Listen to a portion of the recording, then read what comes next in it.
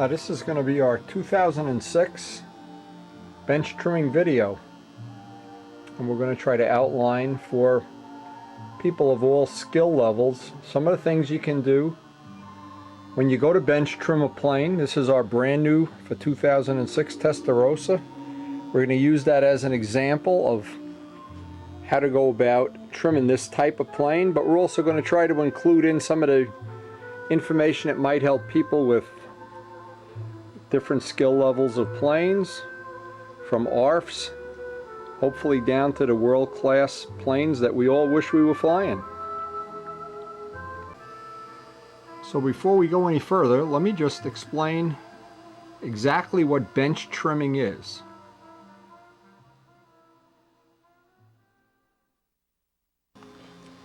So the first point that I'd like to make, bench trimming.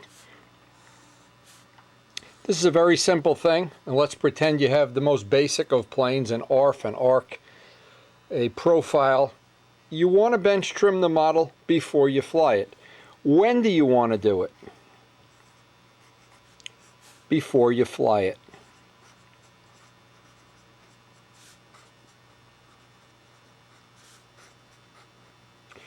Now, a lot of the things that I try to get across in my videos are very simple, basic things, but a lot of times when you think them through, a lot of times what you're not realizing is this is a very simple point that's easy to miss. A lot of people, for instance, would take that new plane, new profile, new whatever they've just built, and they go out, take it right off the bench and go fly it. Well, here's what I'm suggesting as a better way. Before the first flight, I like to do something that I call bench trimming. That's what most people call trimming out a model before you actually fly it. And how we go about doing it and how we do it to various classes of planes, that's going to be the subject of this tape. Now, why would you do it? The simple question, and a lot of people might be prone to ask, well, gee whiz, I just finished up my flight streak profile or my this, or a very simple plane, an ARF and ARC. Why do I need to do it? Isn't it all done when you buy the model? Well, some of it is and some of it isn't. But I want to cover the why. Why? Because the various models, because of the way they're constructed and the material they used, whether they're ARFs, ARCs, or the world-class world champion plane, they all deal with a thing called the center of gravity. And that center of gravity varies even in planes that are built by the same person at the same time with the same wood. That CG can vary. So what you want to do is, part of this is going to be to identify where the CG is and then trim accordingly. We want to trim nose heavy planes, tail heavy planes, ships that have an incorrect or a hard to deal with CG. But a lot of what we're going to be talking about is going to be called the center of gravity. So the first thing to really evaluate for yourself is when you want to do this, you'd really like to do it to maximize the potential gain before you ever fly the model. And that's why we call it bench trimming. And why would you want to do it? Because these CG locations can vary from model to model, among other things, including wing warps, things we're going to deal with in detail. But these are the basics. This is like 101 basic bench trimming. So what would be some of the benefits of doing this? You're going to spend a couple hours, maybe more, maybe less, but some amount of time. Well, what we're trying to achieve is to, and part of it is going to be, again, referring to the center of gravity, the place where the model balances. What some of the benefits would be is the plane would fly safer, less prone to crash. It'd be easier. A model that's properly balanced, properly trimmed, and checked for warps is going to be safer to fly, easier to fly, if nothing else, and better, among other things. So the point here is that by and hopefully you'll get some of this information from this DVD, maybe some that you'll add to the information that we're exchanging, but that will go through a process, and at the end of it, you'll be better off than you were at the beginning of it. Now, how to go about doing it, and this is a method that I've developed over about 52 years of flying these types of control line airplanes. I've tried to put all the information that I've learned onto all of my videos and DVDs, but how to go about bench trimming it, how to go about getting the most value in a bench trimming so that you absolutely stack the deck in your favor for that first flight. And what we're going to be dealing with is many various aspects and steps of how to bench trim. Now, a lot of these, and what I'm trying to do, and I'm not sure how successful I'm going to be at doing it, is I've made up a little script of what I think are, it's going to start off with very simple basic things, and it's going to end up with things that may or may not even be appropriate for people that are not trimming out world-class stunt ships. But we're going to try to cover the whole range of possibilities. And we're going to try to do it in a way that makes sense, because the example that I always use is a person that's really, really good at what they do, at teaching, can make a very complex subject seem simple and easy. And that's what we try to do with all our videos, all our tapes. We'll also try to make it fun, of course, but we want to start with a couple of basic things that'll help you understand what goes into a bench trimming of a model. So the first thing that I'd like to explain, and we're going to use this as a Brodak Cardinal profile as an example. The first most basic thing anybody would want to know. You're going to have a wide variety of engines that are going to go in a model. In fact, let's use an example. A Nobler was designed around a Fox 35. A big Cardinal was designed around a Super Tiger 60. Well, based on how much this motor weighs, we're going to turn the plane into very similar to a seesaw. Now let's just pretend the model is a seesaw, and this is an oversimplification. And on one end of the seesaw, we have all the things that go in front of the center of gravity. This, of course, is the center of gravity. And on this side, all the things that go ahead of the CG, behind the CG. What you notice right away is a lot of the heavier components, the motor, the fuel tank, the wheels, the landing gear, sometimes or most times the spinner, the prop. A lot of these things are ahead of the CG. However, they're closer to the CG. A lot of the things that are behind the CG are a little bit lighter. Tail is typically lighter. The tail wheel is typically lighter. This amount of the body is typically lighter than the part with the motor mounts, but the problem is it's on a longer moment arm. And what the moment arm means is this part of the seesaw is longer. So here's what we're really dealing with. Is a seesaw where the back of the seesaw is a lot longer than the front. The front is heavier, the back is longer. And understanding that gives you a real basic idea of what you're dealing with. But you need to know where that center of gravity is before you can really make any progress or even start to trim a model. The single most important thing to know when you finish a model and it's painted or monocoated, buffed, or if you just buy an ARF, is where does it balance? This is 101 basic, where does it balance?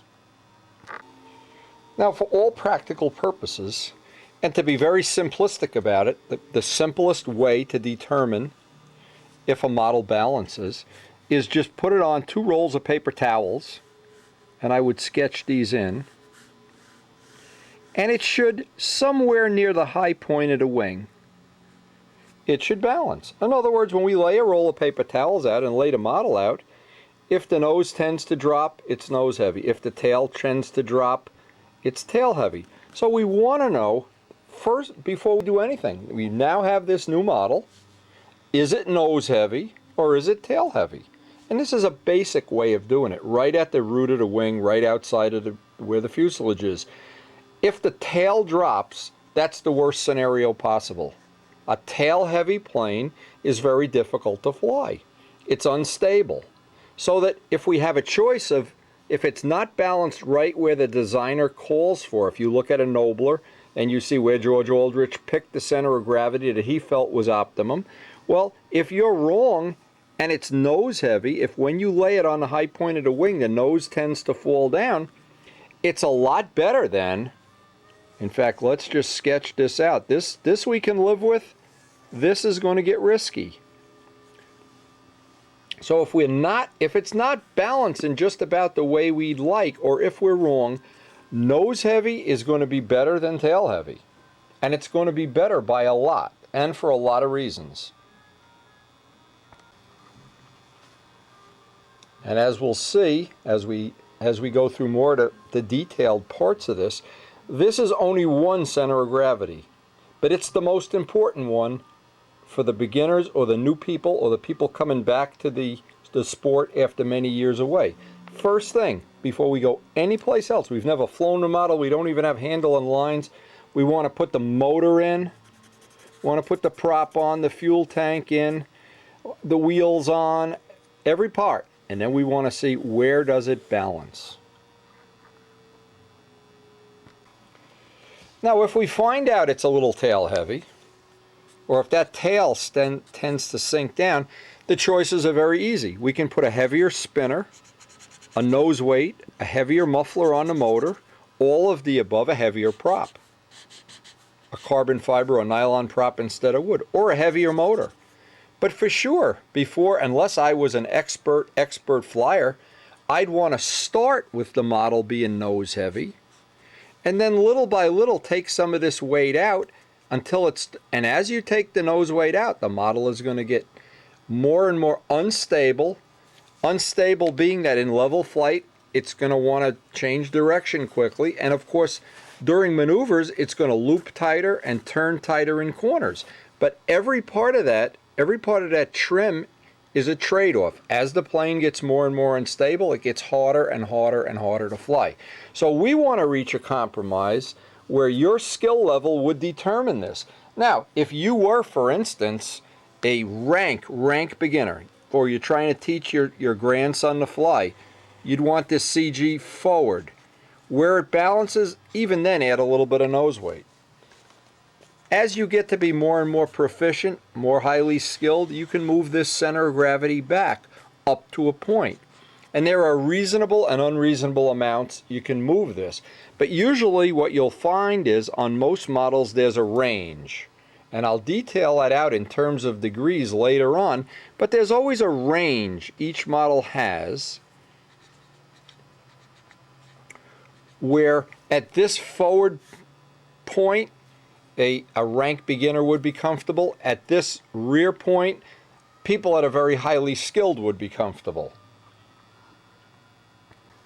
Now what also tends to complicate this is as models get a light model, if you build a kit and all the wood is very good and you tend to finish very light, do a lot of sanding, a light model tends to balance nose heavy, which is good.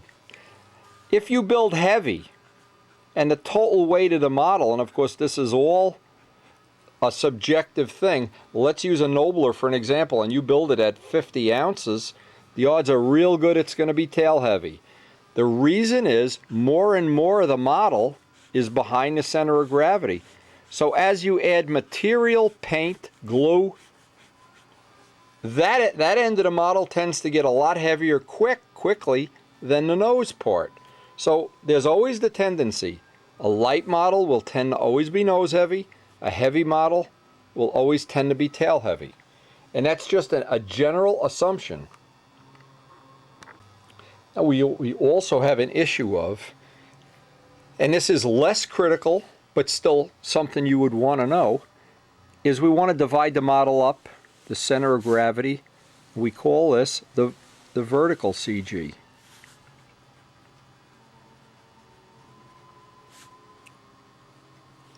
Now before you even fly a model, it'd be nice to know if the top or heavier than the bottom.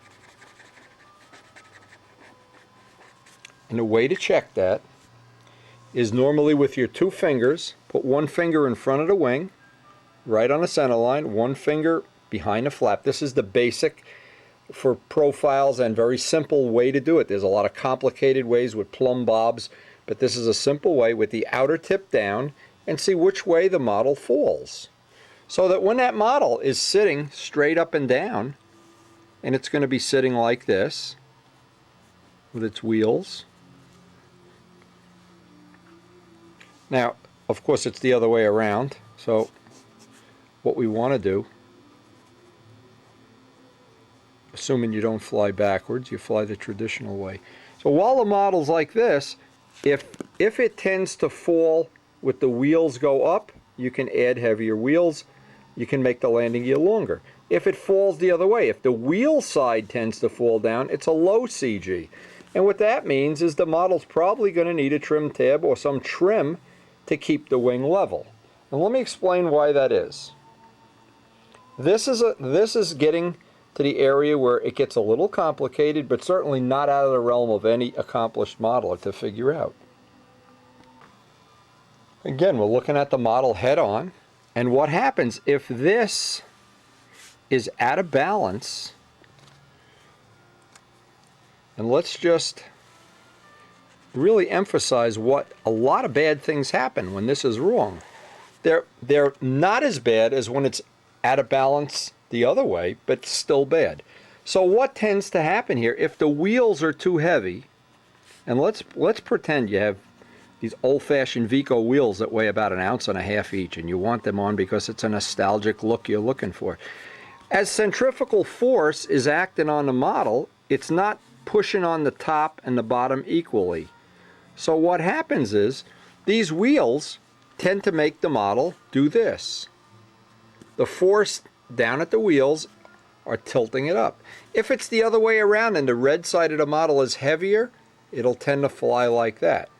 Now, the truth is, you can make up for this in a lot of ways. You can correct the imbalance by making heavier, lighter, longer, shorter wheel pants, or reorient the hardware on the model until it balances perfectly. But if it's wrong, and let's just pretend you want to have those wheels. It's important that you have those wheels on your old-time stunt model. It's going to want to fly up just a little bit. We'll assume that the wing is straight. A little trim tab will counteract that. And that's going to put a down force that's going to, in turn, push that back down. So what we're trying to do is balance off a lot of the different forces that act on a model. And this is one of the ones that we can do right in the shop. Leveling the wing and making sure the wing is level, we almost have to fly the model unless it's so out of whack that you can see it from across the room. But the CG balance related things we can do on the bench, and that's the point of this video. Now the next thing to understand is the lead out rake. Rake is, if we were to take, and we know the CG is here, and we're just going to make a number up. We know that it's 6 inches from here to the center of gravity. We want to know the average point of the lead outs. Not where either one of them come out. We want to know the average. So what would happen if our bell crank is in here? Let's put a straightforward bell crank in there. And we know this is 6 inches to the pivot point of the bell crank. Where do the lead outs come out on a typical model? Well, on almost all models, they'll be raked from 1 inch to 1.5 inches. That means where these, a rake being that they don't run parallel to the hinge line, they rake back. That rake is identified, and I would say a good starting point is 1 inch to 1.5 inches of rake. Right on the bench, modeled. If that rudder area is about 10 square inches.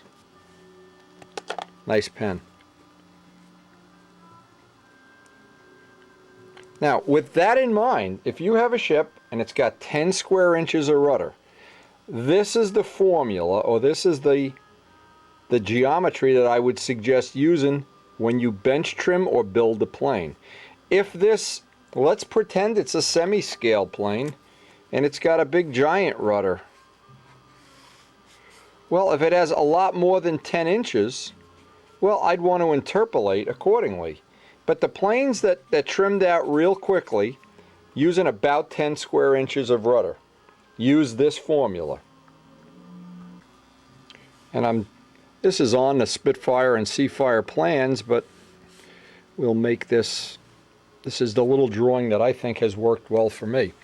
Where I want to locate the pivot point, this is my 1/8 inch horn in the edge of the elevator. And I want to measure back roughly 1/4 to 3/8 of an inch. 3/8 would be my first choice. Now it's this measuring back from the pivot point that builds one of the exponentials into the system. 3/8 of an inch is good to start. And then you want to locate the pivot point. In this case, I use a piece of 1/8 inch tubing right up on the 1/8 inch horn. So it's 3/8 back and as close to the control horn as possible. That's the pivot point. Now on the rudder, and again, this would be the top view.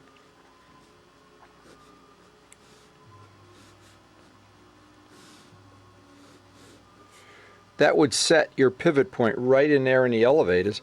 That adjustable linkage is going to come back. Now, again, we're assuming 10 square inches.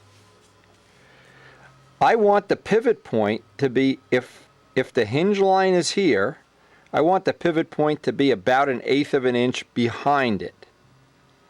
And I want to go out with several adjustments, roughly an inch, so that I have a hole at 1 inch, a hole at 7/8, a hole at maybe 3/4, but I want to have several choices of ratio, and that would be attached to the edge of the rudder. Now, once you build this, and you could build this right off any of the plans that show this. A lot of Al Raby's planes show the exact linkage he used. This is the formula that I used. Now, when you set this and adjust it, usually there's a little adjustment. You can use ball links, clevises, any number of things.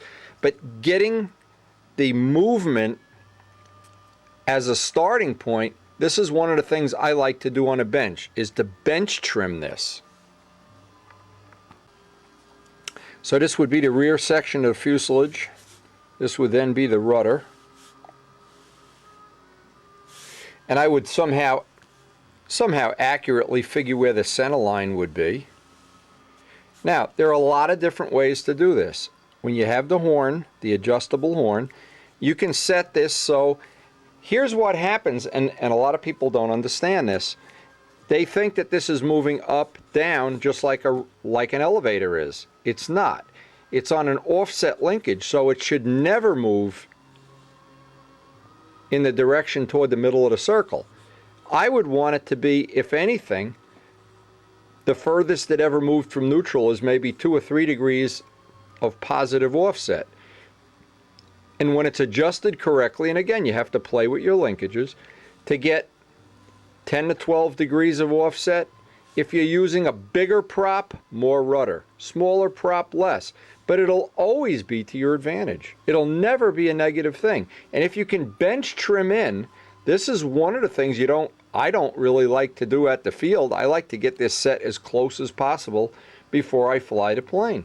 I want to have my linkage adjusted, and usually, again, there's a little clevis or a ball link that allows you to adjust it. But you can, by shortening a linkage, you can get more and more control, more and more offset. By moving the pivot point closer to the fulcrum, you can get more travel quicker, and by moving it further away, you can slow down the travel. Now, where this is really helpful is having all these adjustments. If you don't like it, you can just simply take the linkage off and run a wire to the side of the fuselage and make it an adjustable rudder. Don't make it anything. Just eliminate it altogether if you don't like it. Now, whenever I set up a new ship with a tuned pipe, there's a couple of things I like to keep in mind, especially if the engine is new or relatively new. Number one, after whatever break-in the manufacturer recommends, or whatever break-in you have, or if it's a used motor, even at that, what's a good idea is the first flight, either put a prop on that you know has the right speed and the right load. And again, there's a prop DVD video that really goes into detail. I'm not going to get into too much detail, but these are the things to avoid when you're bench trimming. Don't put on a prop that's too big. Don't want to have, for instance, if you have a 60, you don't want to have a 14-inch prop on it. You want to, or if you have a 40, you don't want to have a 12-inch prop. You want to have a prop that's appropriate for the engine. You'd like to have the piston and liner worn in, broken in to the point where it's a friendly engine. Here's what I always do, and this is really a good trick too. I always take on a used plane, a plane that I fly, an ARF even, it doesn't matter. And it doesn't matter what engine it is. Take a glow plug, run it, take a brand new glow plug out of the box, the brand of your choice. Run 5 flights on it. Take it out, put it in a little bag, and the bag should be marked tested parts.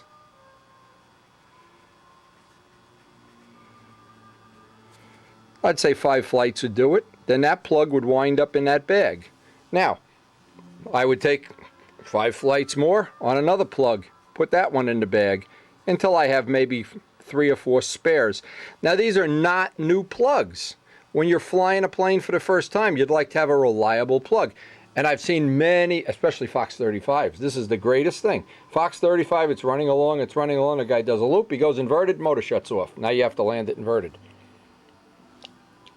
One of the reasons is because he didn't have a tested plug, or a plug that was a known quantity. So I always have this little envelope of tested parts. Now, in tested parts would also be another possibility, the fuel filter that you're using.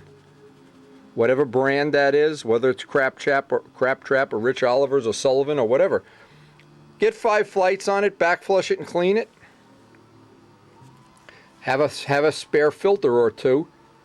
So now when you set up a new plane, you don't have a new glow plug and a new filter. You have proven things. Now, just as an example, this is what we have for the Testarossa. And when I had the twin engine ships, I had 2 of everything. Proven filter, a filter that's not brand new. It's been in a plane. I know it's not leaking or loose or there's something, the screen is pinched or anything. And a glow plug. And hopefully, if you have a choice, if you look down a bunch of glow plugs, here's what you really would like to look for on a plug, is that the coil is right in the middle, if you have a choice. Now, if you don't, obviously you don't.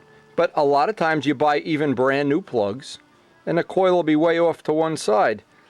These are the ones that usually give you a problem. These are the good ones. These over here,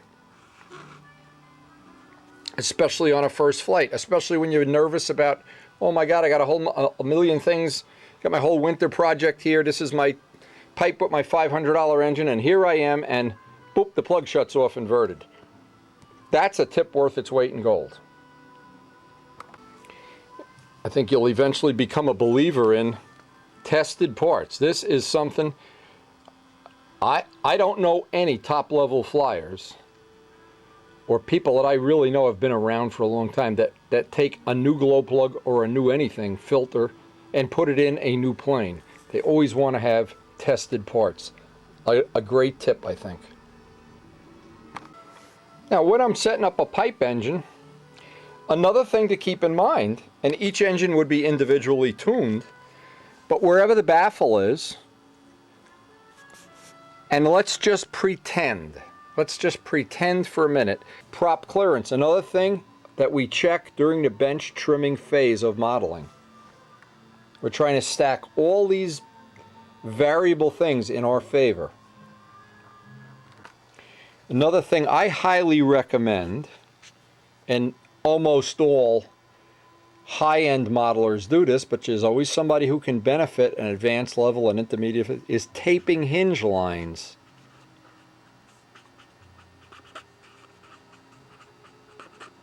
Now, you want to tape the hinge lines before you ever fly the plane. There's a lot of benefits. Even on an ARF or an ARC, what happens is, if the hinge lines, if the outer hinge line is bigger, the gap than the inner one, they can be unequal. Taping them makes it perfectly equal, so that you don't have asymmetry, unequalness built in. Now, a lot of people think, and it's an incorrect thought, that if they just put the hinge gaps real tight, if the hinge gap is tight, that taping is unnecessary. Not correct. Not correct at all. Picture a balloon. If there's even a pinhole, if you can slide a piece of paper in between the hinge lines, it's a problem. And if you can put two pieces of paper in one side, one piece in the other side, you guaranteed that model is going to do quirky things. Taping the hinge lines equalizes everything. We're trying to make everything as equal as possible and as predictable as possible. And we're trying to do it before we ever even put fuel into the plane. Now, for our purposes, we're only going to deal with the very basic right now. The correct lines, a 40 ship can be using 60 to 65 feet, and I'd say 65 is even pushing it, length. And the lines need to be AMA insured 015. Now, we're not going to deal with solids right now. Now, let me just go on to the next part of this. 60 and bigger ships, full-size ships, 65 to 70. And they need to be 018 lines to be legal, assuming you're a homeowner and you don't want to lose your house. Now, the way you check the length, you don't measure the length of the lines. You measure the middle of the handle, whatever shape your handle is, right down the center of the handle to the center of the fuselage of the model. This is the dimension. Center of the handle, center of the model. Center to center. These dimensions are predicated on, the lines are not the length. You're taking into account the length of the cable or the bar or whatever attachment you have to the handle, and the length from the center of the fuselage out to where the lines attach. So that when you actually go to put the lines on, the lines are a lot shorter, typically 3 to 4 feet shorter. Now, here's where people really get in big trouble, and this is where you can really hurt a model or be very disappointed. You've built a 40 ship, let's say, we'll make a Brodak Cardinal up as a good example. Powered it with a typical 40, and you go buy a set of 60-foot lines. Well, if the lines are 60 feet, it means you're going to be at maximum length, and you're really on a first flight or on trim flights, I'd think you'd want to be on shorter than average lines. Shorter lines don't risk the model. Overlength lines do. And at some point, of course, they get illegal.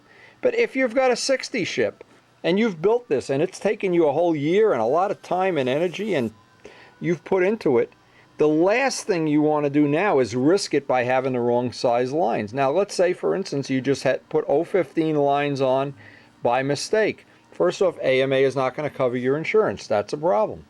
The other thing is the model's not going to really be, it'll fly fine, but you risk breaking the lines. And lines usually break, just for the information, if the eyelet is here and you've wrapped them with wire. Crimping is supposedly illegal, but people still crimp lines with crimps. The lines are going to break right at the end of that crimp almost every time. That's where they break. That's where the stress riser is. But having the correct diameter, having the correct length, and measuring them correctly, not measuring, because once you get out to the field, it's too late to make this correction. You like to make this correction at the bench, in the shop, in the driveway. Lay out that ruler. In the case you don't have a 100-foot ruler, lay out yardsticks or get the measurement, but get it accurate. And if you're wrong, always a little bit shorter, better than a little bit longer. So again, a twister, a 35 Nobler, a 40 Brodak Cardinal.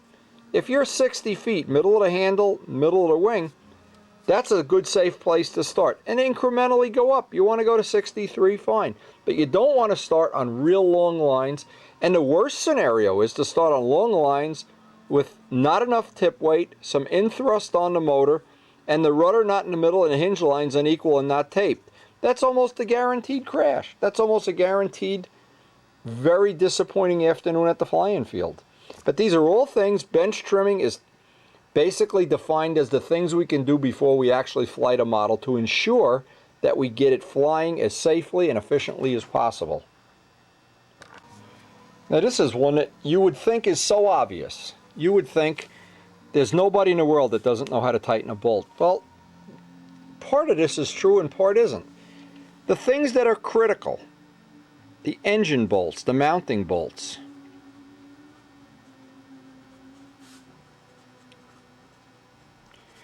the prop. These are things that a lot of people, I don't know what they do. They just tighten it like they have a butterfly tightening it or something. Tighten the bolt.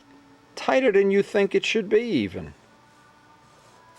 Tighten the prop. And I would say this, that little 4-way wrench that years ago people would tighten up a Fox 35 bolt with is nonsense when you're using a modern 60 size engine. Use an automotive wrench. Usually a Sears Roebuck type automotive wrench to tighten the prop. Check that the prop is tight after 2 or 3 flights or 2 or 3 runs. Run the motor, and we're going to get into that very soon. Run the motor and check the mounting bolts. That's the other part of this. Check the mounting bolts. This is the whole thing in a nutshell. Is when you have a bolt, it may be tight. Once you run the engine, especially if the prop isn't balanced, well, whoops, that's going to get loose really quickly. And when we talk about prop balance, a prop being balanced, everybody in the world can buy any number of prop balancers. Balance the prop before you put it on a plane. Run it, check that it's tight, fly it. At the end of the day, rebalance it again.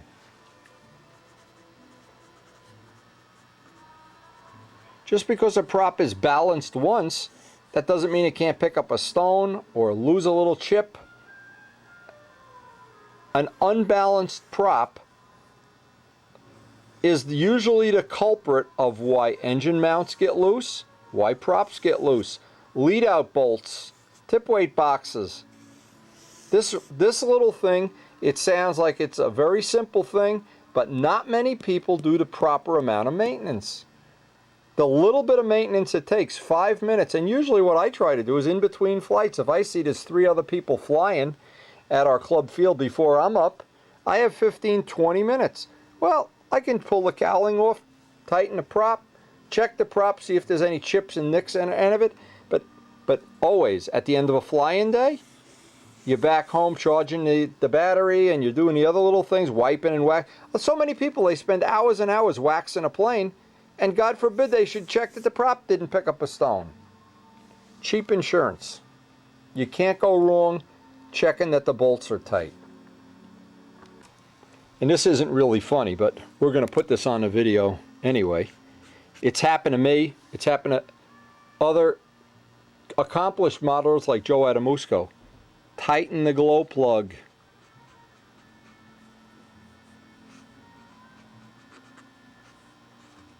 Now I laugh about this, but just this last year, this last year, we were kidding about it when Joe was bench running his new model, and I said, remember when we went and flew the 96 Spitfires, and he was holding a model in his hand with the motor running and the glow plug came out? Well, that's happened to me too.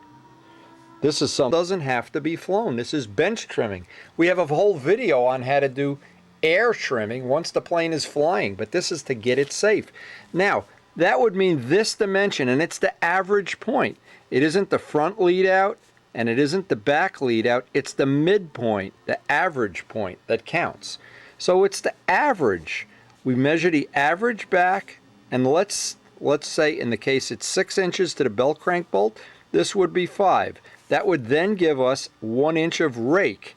1 inch of rake is a good place to start trimming most models.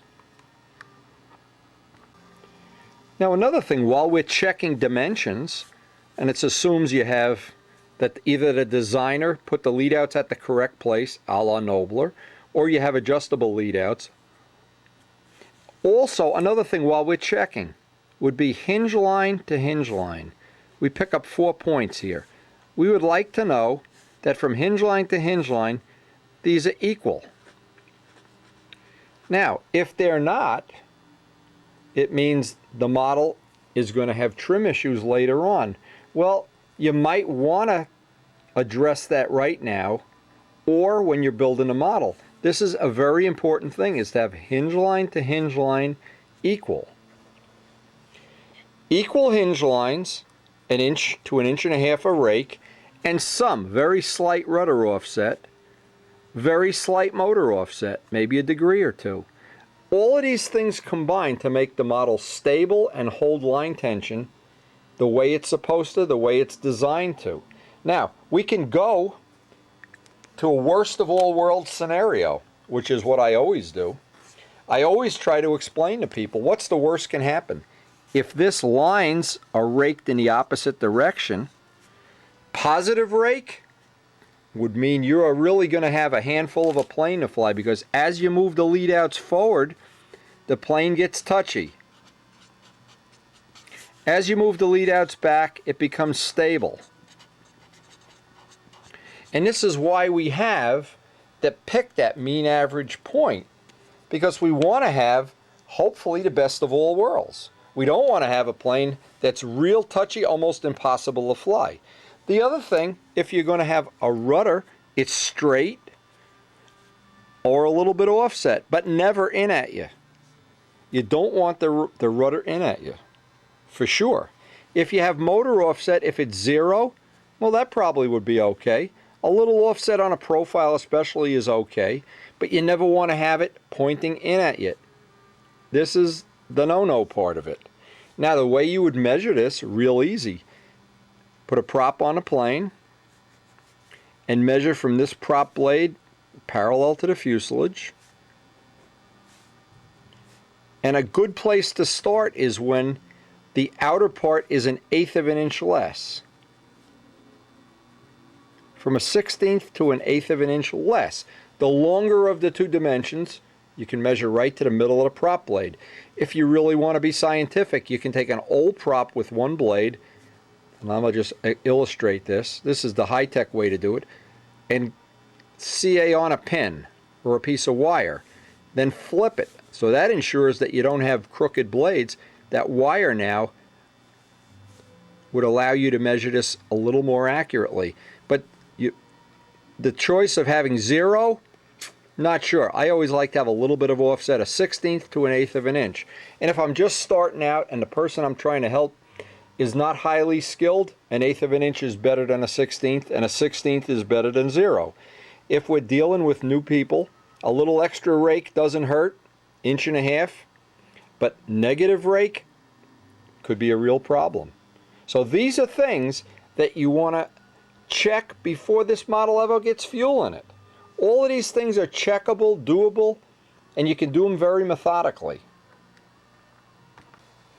Now the next item assumes right in the beginning that you have an adjustable tip weight box.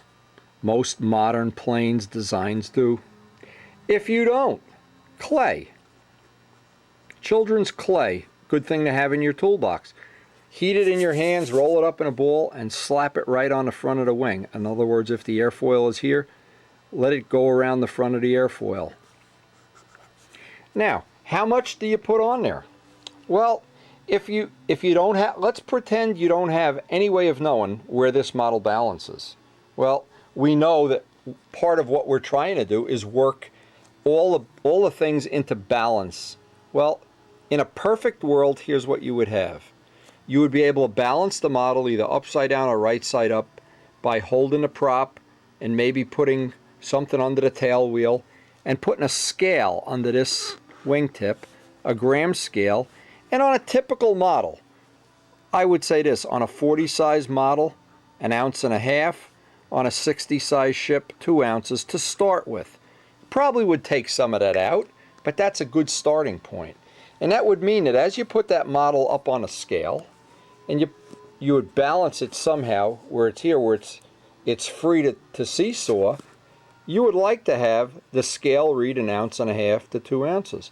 The other choice you would have, and the reason you do that is because you can't account for how heavy this wingtip is. Is this one hollowed more than this one? This accounts for all that. So it's a little better to do it with a scale.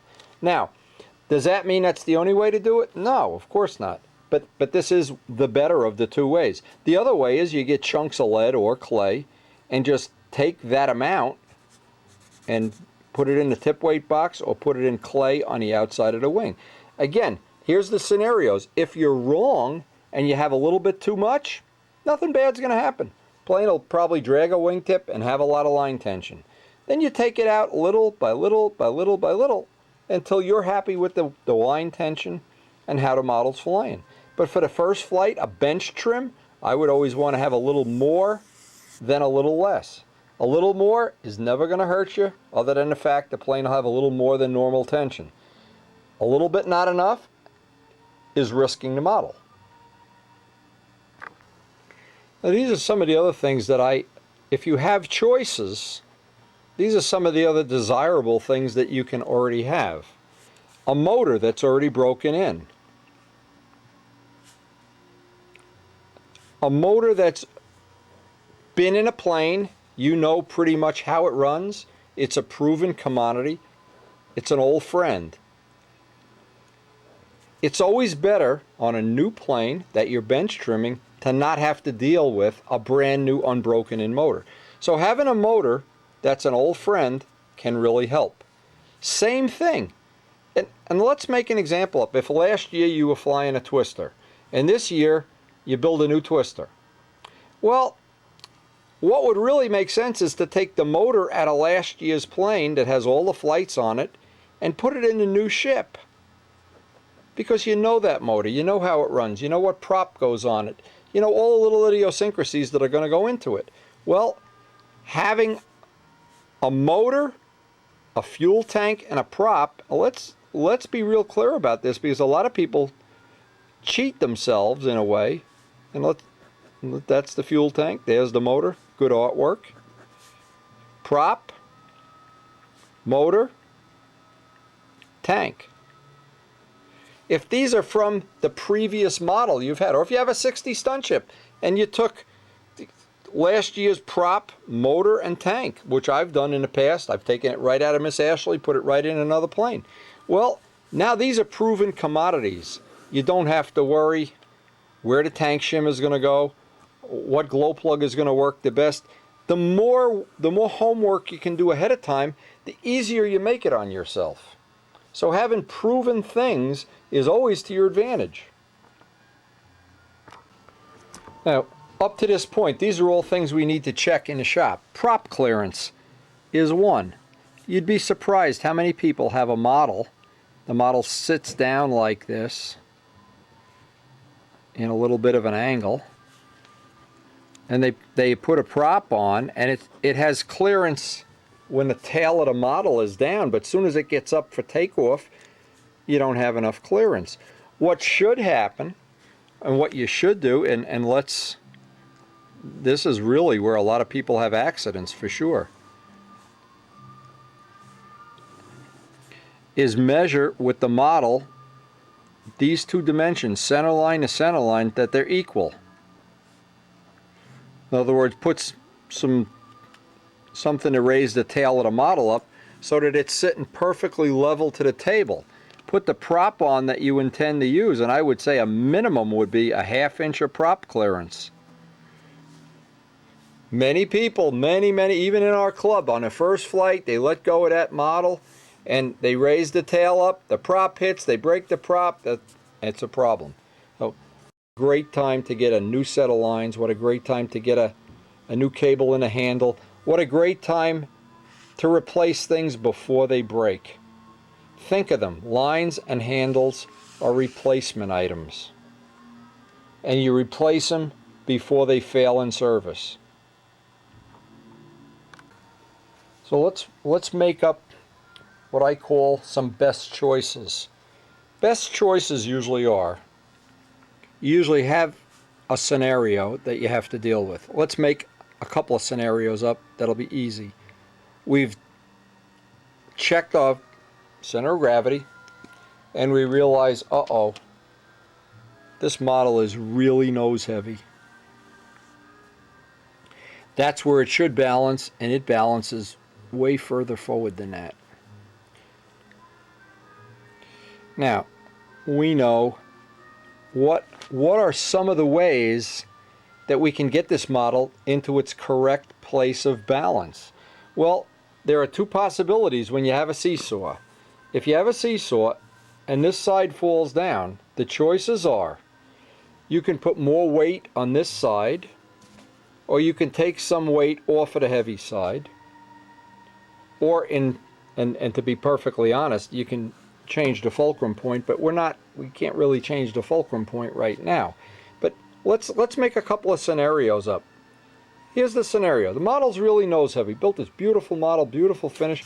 It's nose heavy. We go to bench trim it, and now we're really, really disheartened by the fact that it is really nose heavy, and we got to get some of that weight out. What are the possibilities? What are the things we can do? You always start, when you're trying to change the center of gravity, you start as far from the fulcrum or the pivot point as possible. So in this case, the spinner is the single item that would be the easiest thing to change, and we could change it right at the field. Now, a lot of times, if you go and weigh up a bunch of manufacturers' spinners, you can have variations of an ounce, ounce and a half in some different brands of spinner. Let's just pretend you've now got the lighter or the lightest spinner you can put on the plane. It's on there, and now it's still nose heavy. Well, as we work our way back, what are some of the other things? Well, of course, the prop would be another choice. You could put a lighter prop on, but you still need the prop to fly the plane. The motor. Now, in a lot of cases, different brands of motors weigh dramatically different. As an example, a Fox or a Brodak 40 is a lot lighter than some of the more modern OS Max motors that are a little bit heavier, or some of the ones that are really heavy. So changing the motor is another possibility.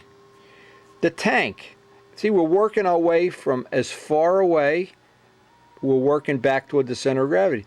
The tank. Now, I just went through on the Testarossa subscriber videos, going through 3 tanks, and the tanks weighed 72 grams, 52 grams, and 22 grams. So you can see there's 2 ounces of difference here. Well, by changing the weight of that tank, I'm dramatically changing the CG. Now, in the case of the lightest tanks possible are carbon fiber, expensive, may not be appropriate for what you're flying. But the mid-range tanks, of which there are many manufacturers, the plastic ones, Brodax tanks, and then there's custom-made, relatively heavy-duty tanks. But balancing the model, if you change from a 22-gram tank to a 72-gram, you're not only taking 2 ounces off the model, you're taking it off in the front and getting that CG back to where it's more favorable, more in your favor. Now, on some ships that have barrel mufflers, if you notice, some of the side exhaust engines have a big, heavy muffler, typically 3, maybe even 4 ounces. Well, a lot of times you can use a tongue muffler. A lot of times you can vary the weight of the muffler. In the case of a tuned pipe model, well, of course, you can buy the lighter of the brands of pipes. You can vary the vertical CG and the horizontal CG with the weight of that pipe. These are all things, and typically wheel pants add into this equation. But this is all stuff, basically everything except the back end of the tuned pipe that's in front of the CG, and it also is going to affect the vertical CG. So this is something you want to consider when you know a model's nose heavy before you even fly it. You'd like to get it back to where the designer put on the plans, and if you can't find that, the high point of the wing. That would always be a better choice. And in this case, this is the simplest thing of all. The choices are to always take weight off of the heavy side. Now what a lot of people do, and I used to do it to be honest, I'd say, the model doesn't balance. I'll just wrap solder all over the tail wheel. I'll glue lead here. I'll put clay on the rudder. Well, adding weight is not the best choice. The best choice is always to take the weight off the heavy side and take it from as far forward as possible and work your way back to the vertical CG. Then as everything else failed, if this whole thing fails, then go behind the CG and add a little bit of solder or clay or some material. But always, the best choice is always to take material off the heavy side. It is always a better choice, in my opinion, and that's the only choice that anybody should exercise.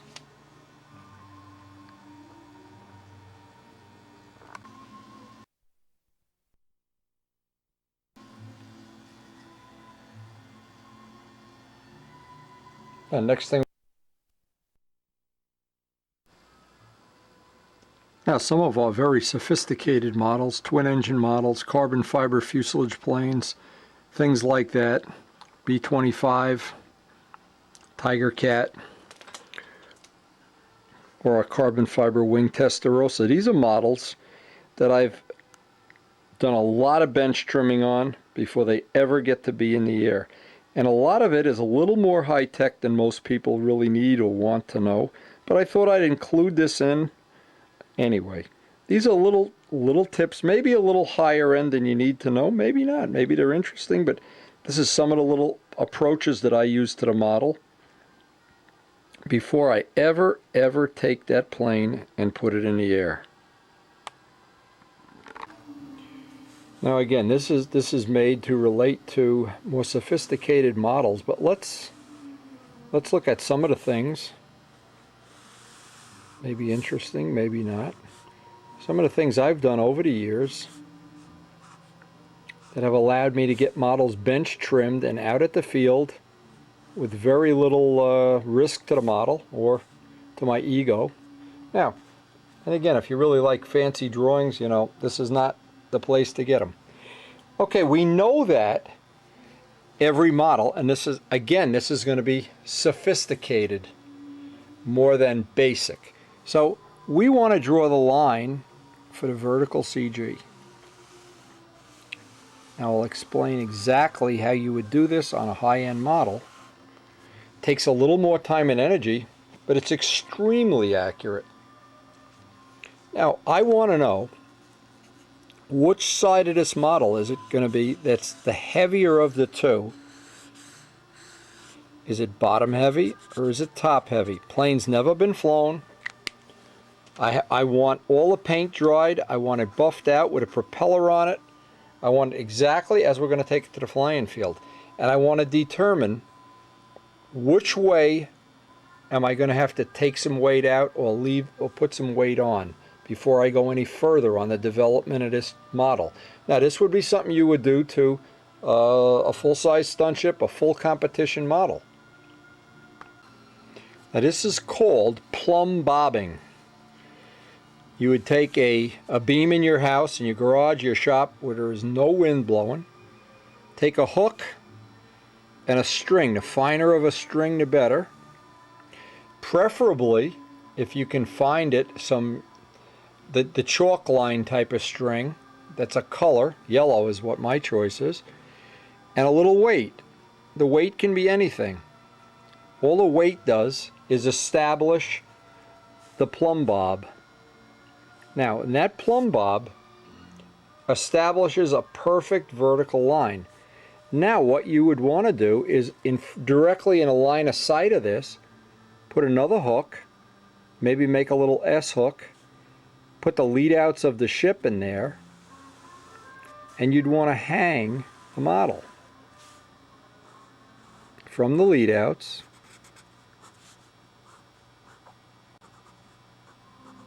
Now at some point in time what you want to do is you want, first here's what happens when you do this. It takes about 2 or 3 minutes for everything to stop pendulating. It'll eventually, if there's no breeze blowing, no other motions, this will settle down.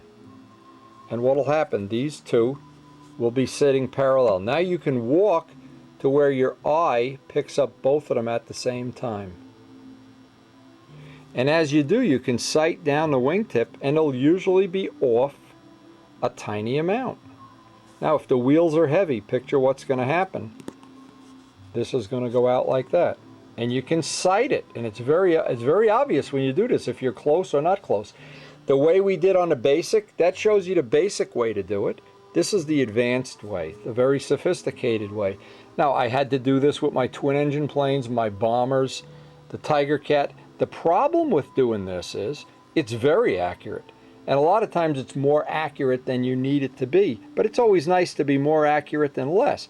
So if you're going to try doing very sophisticated trim, this is a good place to start. Establish a plumb bob, and establish, when you look at the two lines together, that you can sight down it. And just to exaggerate it, let's exaggerate that the wing is going to look like this, and the plumb bob is going to come down like this. You can see right away. And you sight the difference by looking at the wingtip, and you can spot those two. It takes a little bit of doing, but almost every really accomplished modeler has his own trick little way. This is my way. I learned this from Big Jim Greenaway, who Bob Barron did it this way, among other people. They very carefully plumb bob the model, and it's a very accurate way to do it. Again, this is the next level of modeling sophistication. Getting the vertical CG exact before you ever fly the plane. Now, in the case of some of the models that I've had, about the best trick I've ever seen for making a bench trim go easy is, I've seen several people do this, is take the spinner, the prop, and let's make a pretend up they had a Cardinal or Strega, and they built a new one. Take the spinner, the engine, the glow plug, the tank. Even more critical, the tank shim, so that the tank doesn't even have to be shimmed. The prop that's been used for hundreds and hundreds of flights and has exactly the right pitch in it. All of this stuff, I would call this a powertrain. Now, that's real easy to do. Now, what I did in the B-25, when I was done with the B-25 and I started the A-26 project, I took the motors out of the B-25, the motors, the tanks, and everything, for the first couple of flights, so that there was no chance at all that I was going to have some big surprise that the tanks were out of shim. Having a tank, a proven tank that doesn't have, hopefully, a lot of stuff in the filter. Having a motor that's got a couple of years of runs on it, it's well worn in, a glow plug I know, a prop that's balanced and has the correct pitch. Having that powertrain developed, and then having, here's the old ship, you know, and here's the new one, and just take that right out, put it in the new plane. Boy, does that make it a lot easier. Now, it also gives you another advantage, and you don't think of this advantage until all of a sudden one of these days it like a light bulb goes off. Is here. Now you have the old ship, in my case it's the Spitfire, and I can put a brand new motor in here, get a tank shimmed, get a prop balanced, get my whole powertrain worked out in an older plane. And then when I build the new version of that plane, plug it right in one shot. And wow, I'm now months ahead of having to switch props, having to switch this, having to shim the tank, having to change the glow plug. By taking a powertrain swap, I can eliminate a lot of the variables on the first couple of flights. And I save all the aggravation of when I'm going to develop a new motor or get that first couple of gallons of fuel through it, why not have it in an old plane? Let it run in an older plane and bring it up to its prime and then plug it into a brand new plane. A well-worn, well-proven powertrain, the whole powertrain, swap it in one shot. And that's one of the sophisticated ways. I'm sure other people do the same thing. This is not some secret thing. This is something that's worth doing on a high-end model. Now typically to finish on a brand new plane, assuming it's Brodak dope, that dope is, at best, it should sit about a month. Now, at the end of a month, it's pretty well gassed off, cured out, assuming it's buffed or not buffed. Again, we're talking about high-end models. But at the end of that month, it's time to wax it. Now, I would not wax it until it's a month old. That's for sure, because you're just sealing in any of the products that still want to outgas. But what I would want to do is if, for instance, the model were 2 weeks old or 3 weeks old and it's ready to fly, you have that beautiful fly-in day, I'd want to wax it before I ran the engine.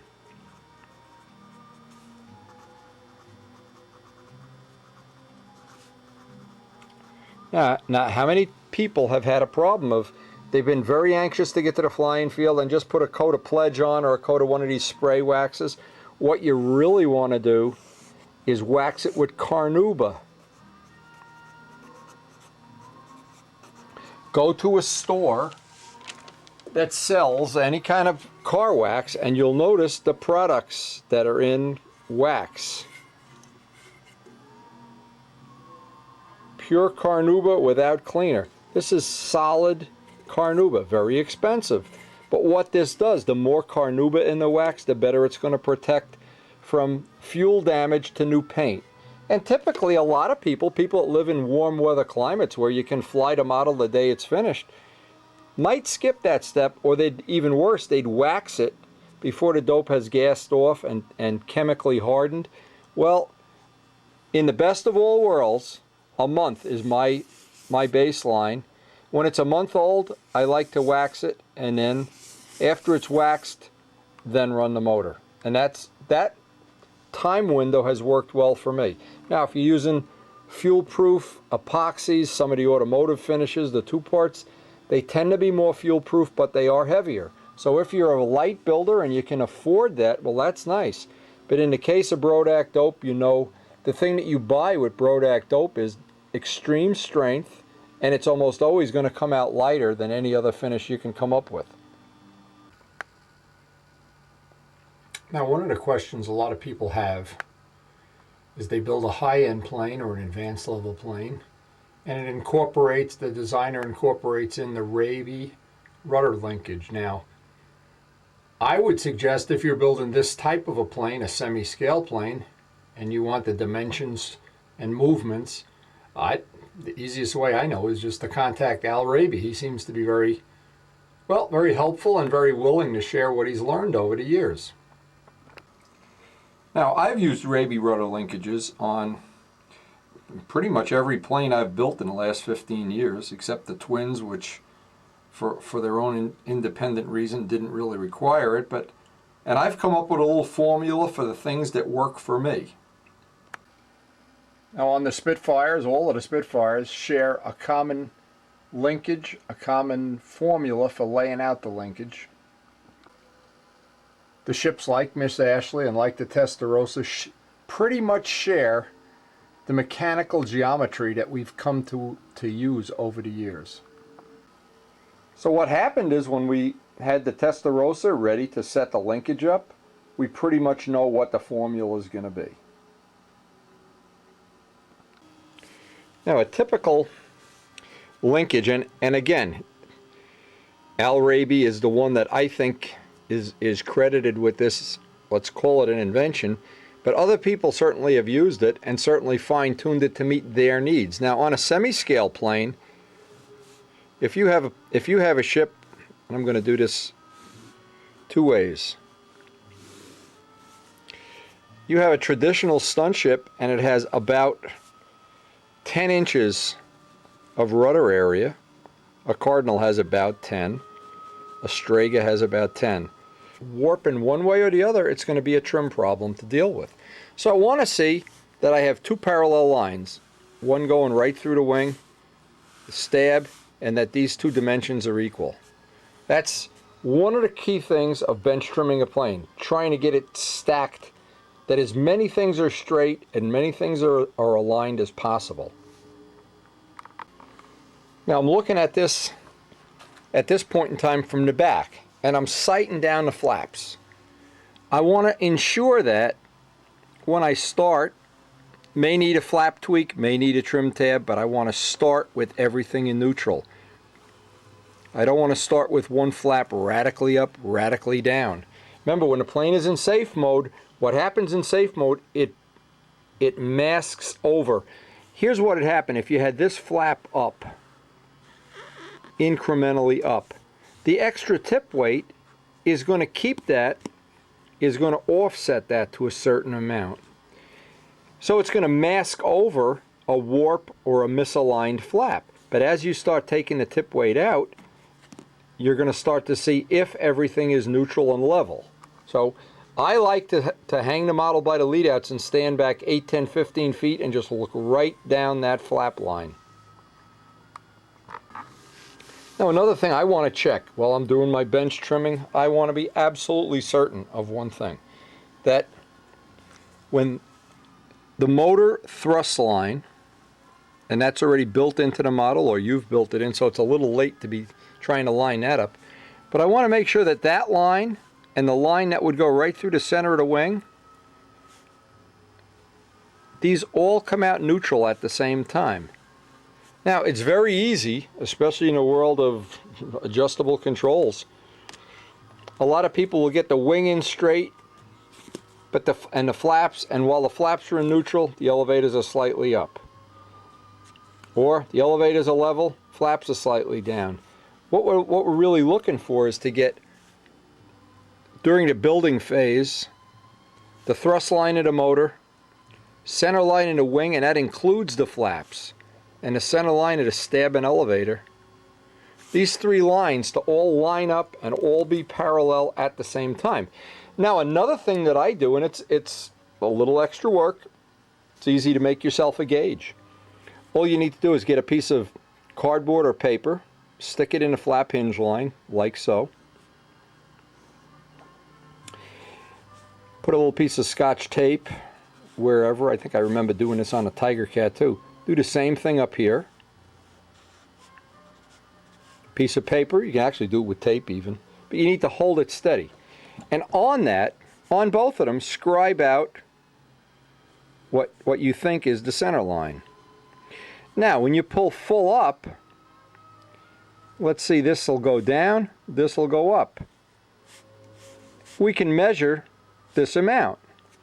Now, I can work the controls in the opposite direction. What I'm getting at is I want to see if I have pretty much the same amount of up as down in the travel, but most of all, that when everything comes back to neutral, it all comes back to neutral at the same time. And you don't need to fly the model to do this. Getting this all lined up ahead of time, instead of going out to the field with something that's rickety and then trying to figure it out at the field, you can make these little pieces of paper, a little piece of tape will even do it. You could also, if you wanted to, you could make like a protractor. I think Tom Morris did this at one time, to show that you had the same amount of up and down in degrees. I think that gets a little more sophisticated than necessary, but I sure want to know if, for instance, if I look at this, if these boxes look like this, and I have where I think the center is, and I have this much up in a flap and this much down, wow. If I have that totally asymmetrical, the plane probably isn't going to fly level, it's not going to turn properly, it's going to have a million things that it does wrong, and it's going to make you crazy. It's just not going to be a fun day at the field that first day. The whole objective of what we do is to make the first day safe, enjoyable, fun, and that you got a day in the shop. You can use a rainy day, you can use a windy day, a cloudy day, a day you don't care, a night, an evening. And then when you get to the field and you have that beautiful day for a first flight, that you've not wasted that whole day trying to get the controls level, a tank shim, the right length lines, and get everything in safe mode and the plane's tail heavy. You can try to eliminate as many of these things as possible. Now, in the past few years, I've made 3 twin-engine planes. These are relatively sophisticated models, but I learned a lot of little tricks, and I thought I'd put right on the end of this DVD some of the tricks that seem to work well on twin-engine planes. And plenty of other people seem to be interested in twin-engine planes. We've had an awful lot of input and feedback, and I'm trying to condense this down into where some of these do's and don'ts with twins will make sense. And some of the development of this twins, I look back at my life and it was some of the most exciting years of my life working with these twin-engine planes.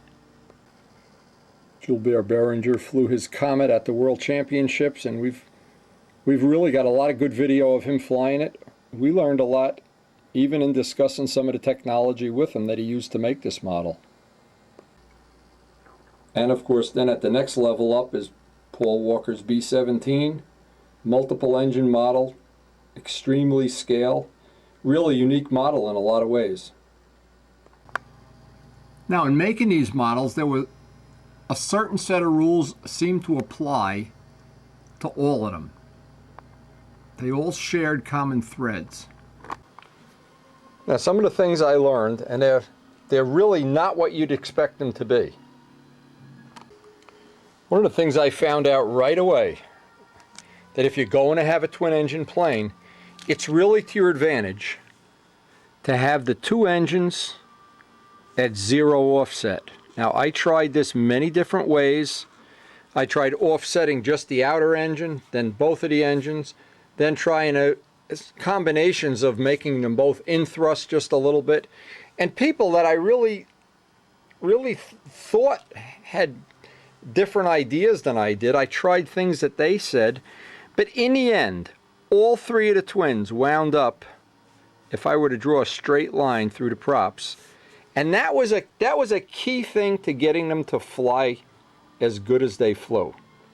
And if we have any time at the end of this video, I'm going to look for one of those flights. You can just get an idea of how well they were trimmed. They really were trimmed out pretty well by the time we got to fly them in competition. But here's the other point. At some point in time, the rules changed during the time I was building this. In the very beginning, we had to have 235s. Later on, we were allowed to have, actually could use 245s. But when I put the bigger engines in, performance on all 3 of the twins went up dramatically. So what I'm suggesting is if you're building a twin engine or a large plane, a plane that's going to weigh 75 to 80 ounces, use the biggest motors possible. Set them at 0.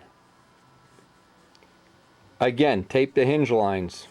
I never flew any of those planes without the hinge lines taped. That was a key thing, key critical thing. Also, the way these models flew relative to each other, all 3 of them shared common traits. They both weighed around 80 ounces, give or take an ounce here or there. But they all had really sharp, good corners. They really had good power delivery. I was very impressed, and many people have told me, people that have an aerodynamic background, that 240s make a lot more power than 180. The swept prop area is a lot more for 2. I think we were running 11.5-inch props. We were running Doran's 11.5-inch props to 3 blades. That swept area is a lot more than one big engine would be able to use. So the helicopter effect seems to work well on twins too. But it was very critical to get those motors in place like that. Also, a couple other little incremental things that worked well. Now, I had, at some point in time in the course of doing this, and I had run 135 and 140. Well, it always was the best with the bigger motor or the more powerful motor, or a motor that just ran better, if they're both the same, on the inside. The inner motor is doing a lot more work than the outer motor in terms of getting the plane to fly. I'm not sure aerodynamically why, but whenever I'd swap them and put the strong motor on the outside never quite felt or flew the same. Inner motor. Now, another thing I did, when you want a twin to shut off, let's just say, now, what these do, you could buy these in any car parts store and they're cheap. The best ones are ceramic.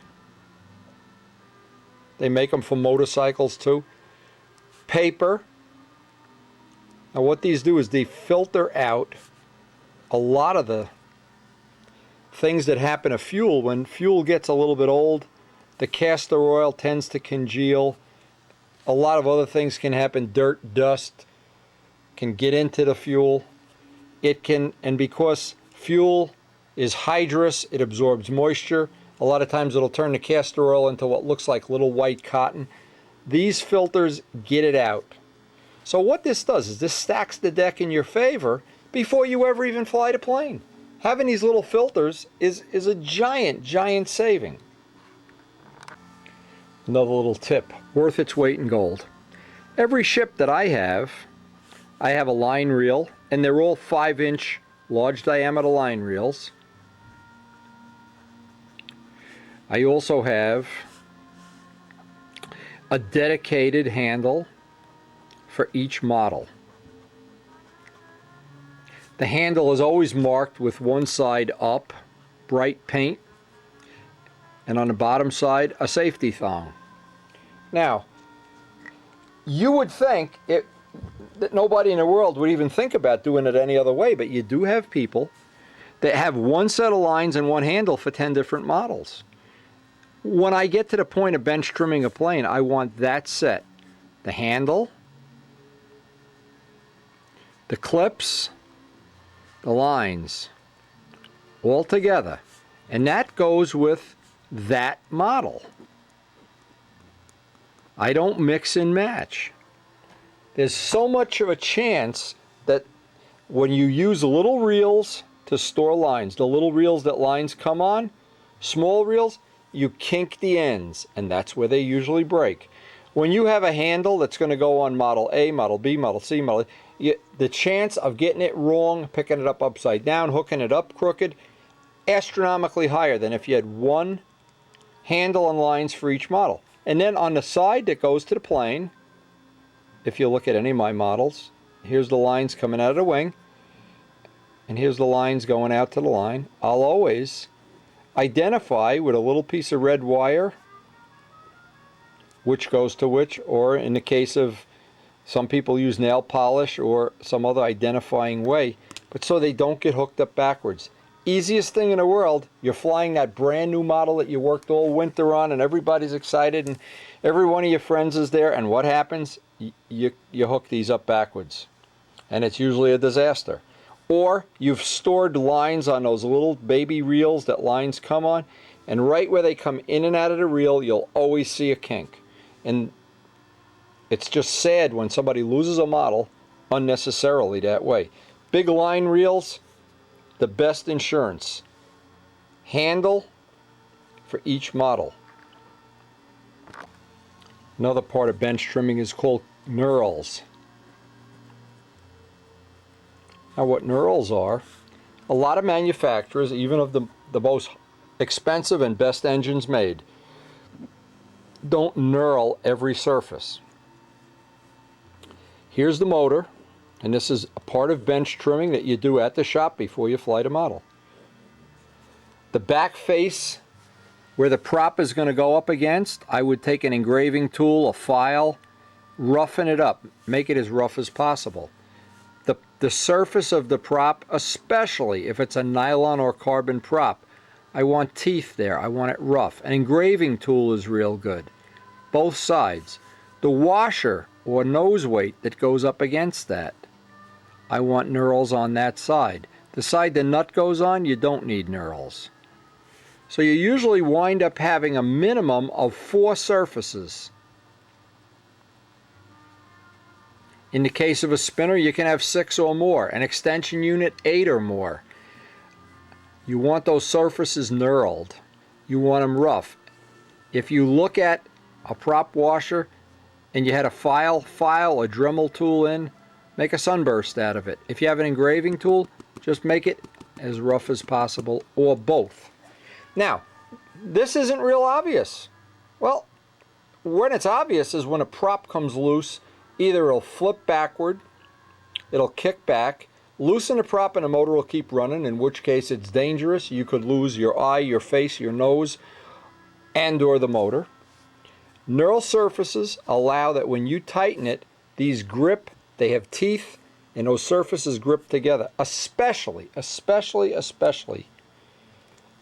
if you're using a nylon or a carbon prop. This is absolutely critical not to have that surface smooth. Knurls are your friend, and they get put in at the shop before you ever fly the model or run the motor. Knurls are cheap insurance that you're not going to have a safety issue, a prop come loose, or just the inconvenience of having to take it all apart and retighten the prop at an inconvenient time. Now, it may sound funny. If you're a person that has a whole bunch of windy videos, you might have the video from our trip to Texas. Well, on that trip to Texas, we had a very funny thing happen. Funny if you're in the Michelin tire business. We were driving along from Houston to Dallas to go stay with Al Raby, and what happened? One of my tires, boom, blew out. Now you're thinking, well, what the heck's that got to do with a bench trimming video? Well, it's got a lot to do with it, because what I had done is not checked my tires before the trip and never realized they had 88,000 miles on them. The tires, the Michelin tires, are warranted for 75,000. So it means I had nobody to blame but myself. Well, I became an even bigger believer in the idea of replacement items. Now, that's just an example of in a car. A windshield wiper. These are replacement items. Windshield wipers. You don't replace one windshield wiper, you replace both of them. In the case of tires, yeah, well, sometimes you can replace one or two. I wound up buying 4 tires at about $600, and it basically ate the budget for the whole trip. But here's the point. Here's how this relates into what we're doing. Knowing when something is going to wear out, you really don't wait for it to break. You replace it before it breaks. Here are some of the things that are very obvious. The cables that go through most handles. Very inexpensive part. The part takes a tremendous stress right at the end. All of the stress goes right into the end of that cable, no matter what kind of system you have, bar or no bar, or the traditional handle. That cable at the end of every season, or even better, at the beginning of a bench trimming. I'll explain why in a minute. When you bench trim a model, I would cut the cable out, replace a new cable. Seen at least 4 or 5 people that I know, highly skilled modelers, lose a plane early into it. Because what happened is they set this cable, and what happens, it wears right at that point where it exits. And now if you're flying X amount of gallons and you're putting a lot of wear and tear on it and you don't replace it, it's like that tire in Texas. It picks a very inconvenient time and place to break. A new handle cable is such cheap insurance, and the time to do it is when you're bench trimming the model. Because then you don't forget. You don't get to the field and say, I don't want to do that, I want to fly today. Do that right on a bench. A new cable each time you bring out a new model. Good, cheap insurance. And these are all little things, but the combination of all these little things is you have a problem-free first flight on a plane, and or first day, and or first month, year, or forever. It's problem-free. Another thing, lines. How many? Oh my God! This it's not even fair to start thinking about it. How many people have refused to purchase a new set of lines, Ah, I got a new model. I'll use last year's lines. Oh yeah, somebody stepped on them at the end of last year and I forgot to check they're kinked or they're frayed or they're broken. Now this is something I know about, and I know really well because last year I lost the Typhoon, one of my top 5 planes. I lost it because a line failed. And I realized it was my own fault. A new plane, you're bench trimming it. The outer motor. Here's the inner motor. It's a good idea to make the inner motor have a slightly bigger fuel tank. You'd always prefer, and I mean it goes without saying, you'd always want the outside engine to quit first. If they don't quit exactly the same, let the outer engine quit first. That immediately gives you the choice of the model not wanting to cant in. It doesn't yaw or pitch anywhere near as bad. So if you have a choice, let's say if you made the inner tank a 1/4 ounce bigger. Now another thing I always found, let's look right at the front of the engine, and you can see this on startup. I would always use an electric starter.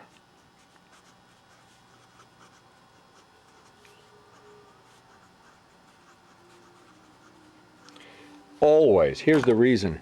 Many people watch them, especially scale flyers that don't get to fly that often. They get this motor started, reach over, get the glow plug off. Now you go over to this motor, flip, this one's running. And this one shuts off. And you reach over and you wind up cutting your arm. When you're dealing with this scenario, I would always start the inner motor first. You could see my starting routine many times on the video. Get the battery off. Then get this motor set. If you're not happy with the way they're running, adjusting the needles or whatever you're going to do, but if one motor in the middle of everything shuts off, just point the nose down and let them both shut off and figure out what's wrong. Going to restart that inner motor while this one is running is really a high-risk thing. And several people that I know personally, especially on scale planes, have reached over and totally forgotten. That prop catches them right there. So my suggestion is, if you're doing twins, always use an electric starter. Now I've been really lucky to have a life of modeling that has been both interesting, rewarding, and I've been able to earn a living doing it. So for me, it's kind of special. And some of the things that really make it special are the people and the friendships that you make worldwide. And I hope from this video you're going to get some good basic ideas, some information you can put to use bench trimming in the next model or the one that you've got in your Air Force right now. And I remember in my house I have what I call a Spitfire bedroom. I have Al Raby's Mustang up here. 2 of my Spitfires, 2 of the 3. They're basically in retirement. And a lot of times I'll just come up here and think about the time I flew these for the first time. And boy, that first flight, it can be an adventure if even one little thing goes wrong. And I've said before, you know, suggest always putting everything in safe mode, and of course always bench trimming everything, and never risk the model on old lines or old handle cables or any of the things that can really just come back and bite you. And I hope you've enjoyed the DVD. Please pass it around. Please share it with all your friends.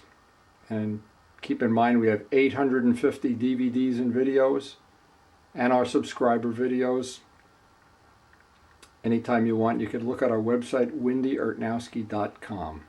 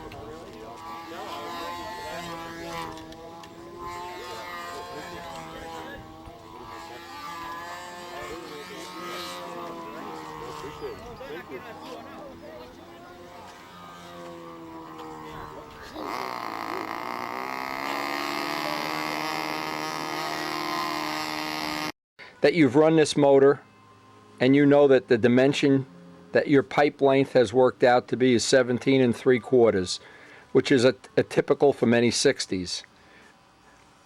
Now, when you're going to fly a plane for the first time, or a motor that's new, if it's a new motor, a new prop setup, any kind of combination of new, what I always like to do is move the pipe back just a little bit, a 1/2 inch, 3/4 of an inch. The reason for that is it almost minimizes the chance that you're going to get some schmutz from the tank in the filter. You're going to get a lean run. And as soon as the guy releases the plane, or as soon as it goes inverted, it's going to go dead lean. When the pipe length is long and you get a lean run, not much bad happens. When the pipe length is short and you get a lean run, you can easily either hurt the motor, damage the motor, or just stay out at the middle of the circle for 20 minutes. And I'm sure anybody that's done pipe testing, and there's videos that explain more of this in detail. But the one scenario you want to have on a new plane, anytime you have a new plane, you want everything to be safe. You want to be, I call it safe mode. Well, the motor safe mode is relatively long pipe, longer than standard, proven glow plug, proven filter, and a prop that's either right or a little bit smaller, not a prop that's going to overwhelm the engine and cause it to overheat. Now, how would I go about setting up, especially an elaborate stunt ship, a pipe ship, a twin engine ship? I'd set it up for the first flight in safe mode. Now, what safe mode means, it's not as complicated as it sounds. The model is being held out on the end of the lines by centrifugal force. The biggest component of that centrifugal force, or what we commonly feel at the handle of line tension, is the weight of the model. The sheer weight of the model, let's say it's 40 ounces, it's 50 ounces. The more the model weighs, the more that force is going to act to make line tension. Now, the worst thing that can happen on the first flight of a plane, the absolute worst thing, is that your helper or stooge releases the model and it rises off the ground and comes in the middle of the circle and crashes, hits somebody, damages itself, or just, in some cases, scares you to death. So for a first flight, when you're going to be nervous anyway, there's a couple of things you can do to ensure that that's not going to happen. The biggest one is put more than the tip weight you anticipate needing. If we think we're going to wind up needing an ounce and a half, or if the designer calls for an ounce and a half, you know what? Safe mode. Put 2 ounces. Put a 1/2 ounce extra tip weight in the plane. Now, that tip weight, what it does, it's going to generate a force. The wing this is going to want to pull back, and it's going to, in essence, crab the plane, turn the plane away from you. So even if the lines were to snag on the grass, or if you have a helper that's not accurate about the launch, or it hits a bump, or lines catching the grass, and any number of things, this is the lifesaver. This is the lifeboat on the Titanic. The other thing I would for sure, I'd always want to have safe mode, and I always recommend taping the hinge lines. Absolutely, and we've done that before, and that's on many other videos. Also, I would want to have, if we have 0 motor offset and it's measured accurately, and those dimensions are accurate, maybe for the first flight you want to loosen the 4 bolts and just cant the motor out even a little bit. Give yourself a little bit of out thrust. Again, for a first flight, or for, in any case, a new model is always an unknown thing, and there's always a myriad of things that can happen that can take the fun right out of a flying day. Being in safe mode. Safe mode would be, if you have an adjustable rudder or an Al Raby type rudder, give it a little more offset than necessary. The combination of all these things is going to result in way more line tension than you'll need. But after the first flight, you can take a 1/4 ounce out. After 10 flights, take a little more out, and then refer to the trim video for exactly how to get the wing evened up. Well, the motor offset, you might want to try it at 1 degree, at a 1/2 degree, and at no degrees. But for that first flight, or until you familiarize yourself with the model, also extra rudder, and at no point in time, especially if you have an adjustable Raby type rudder, at no point in time does that rudder point the plane in at you. Those are kind of basic safe mode things.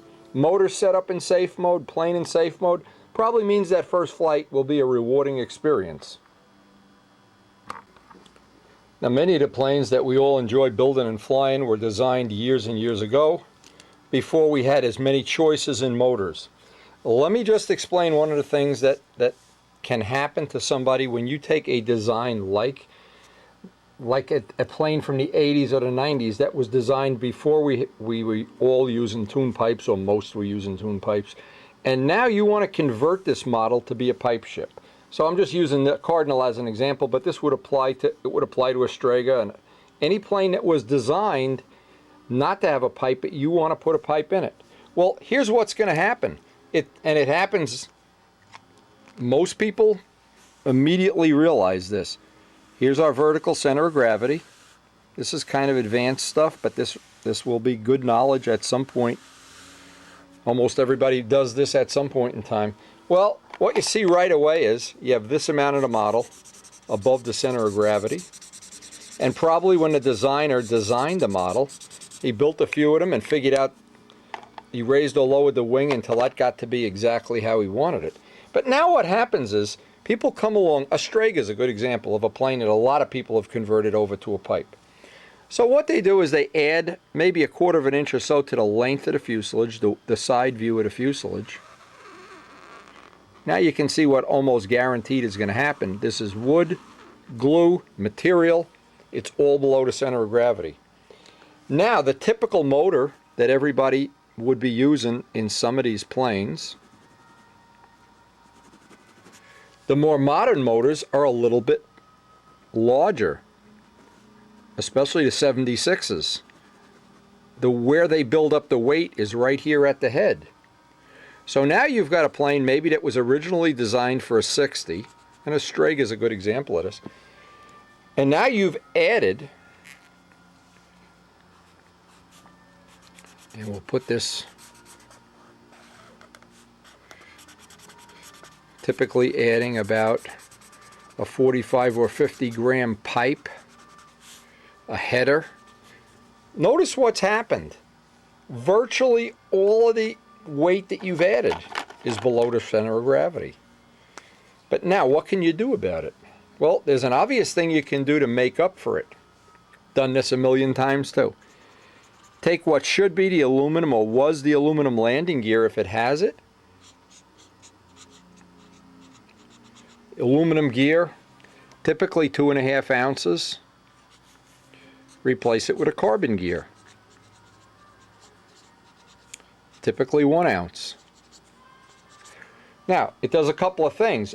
It gets 1.5 ounces off the plane, and you've already added some of that weight, so it gets it back to where the weight is in pretty much the same. But it also gets the vertical CG back to where it's realistic. You also could use, at this point in time, you know you've added weight, so the choice would be make the lightest set of wheel pants and absolutely the lightest wheels possible, because you know you've added, anytime you add to one side of the seat, you've added something, you've got to take something away, assuming you want that vertical CG to be just right. Everything you give, if you can balance it and you can take it away, the same as when you're replacing parts to get the normal CG right and you're replacing from the front back, this is one way that I've done over and over and over again of getting the vertical CG right. Here's an example of two of the planes that in the past had vertical CG issues, were converted back and forth from pipes to mufflers to 4-strokes, and in the course of doing that, to get the vertical CG right, very, very light, thin wheel pants and carbon fiber gear. Some of the other things I want to check before I fly a model. I want to look from the front. This would be my front view. And I want to ensure that the stab-in elevators are straight. I don't want the stab in elevators to be crooked. And what can happen is, from finishing the plane, doping it, having it sit out in the sun, whatever, this can warp on you. And if that's